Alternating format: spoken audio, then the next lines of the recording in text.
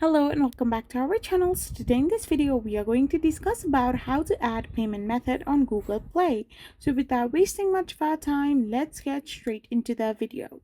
So to add a payment method on your Google Play, all you gotta do is simply tap on your Google Play Store app. Once you do this, you need to simply tap on the profile on the top right hand side of the corner and go to payments and subscriptions. So once you're in the payments and subscriptions, you can simply tap on payment methods. After tapping on the payment method, you can simply find two options: add credit or debit card or more payment settings. So if you tap on the more payment settings, you will be redirected to a different kind of interface where you can simply add a payment method.